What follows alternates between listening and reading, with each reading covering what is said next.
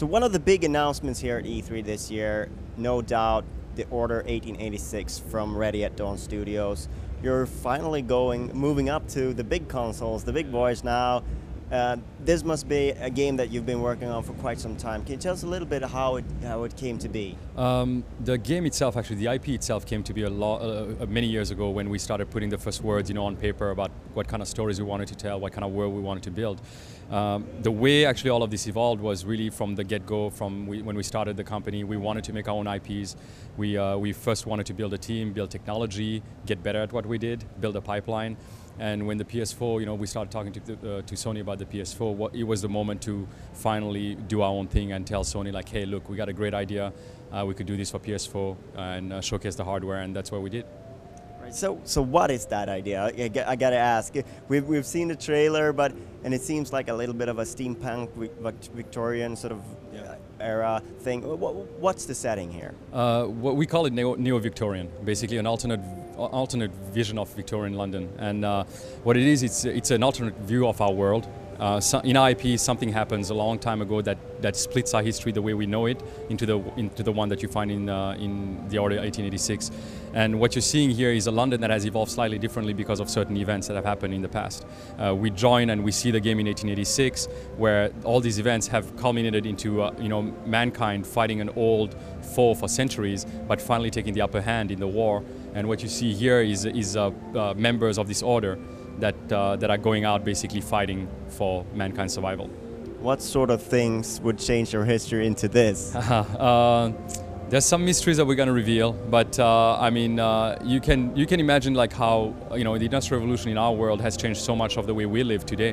What we wanted to do is twist a little bit of that history, take the same things that happened, the same people, the same real people that invented stuff, and use it for our purposes by creating things that are not real as such, that didn't exist in our world, but that could be in the player's mind. So the player could go like, hey, you know what, that weapon, maybe it could have been built at the time because all the pieces feel right.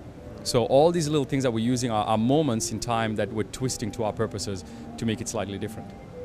So if we move from the setting to the mechanics, the grits of it, we got a sort of a hint of sort of a co-op experience. What is the game really? What's the mechanics and what's the gameplay? I mean, the core experience is it's a single-player action-adventure game. It's a linear, story-driven action-adventure game, and that's kind of always what we've done. It's the expertise we built over time, so we didn't want to change that really.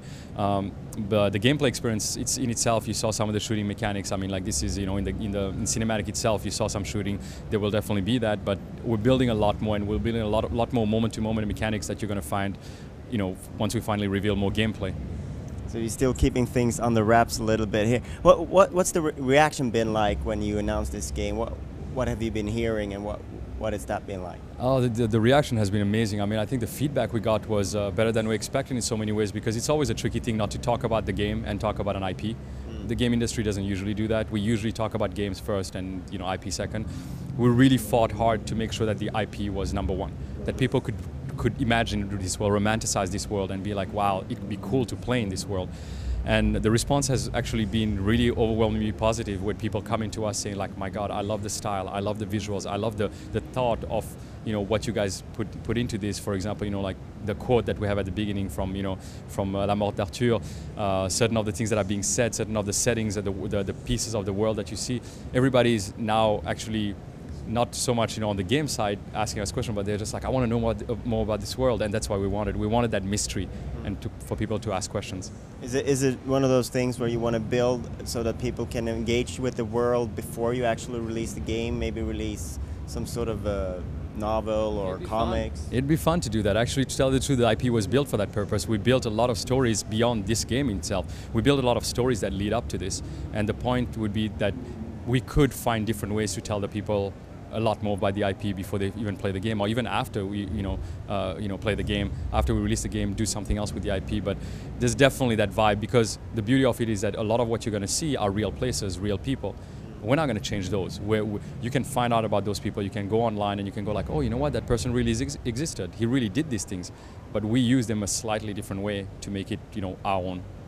So the characters in the carriage, are they part of the game, and what role do they play? Yeah, they're some of the main protagonists in the story, in the IP in itself, and the characters that you see in the carriage actually are part of an ancient order, the ancient order that has been fighting this war, and you will see a lot more of them, a lot more of the interaction, what happens to them, but they're protagonists and pivotal roles in the story itself.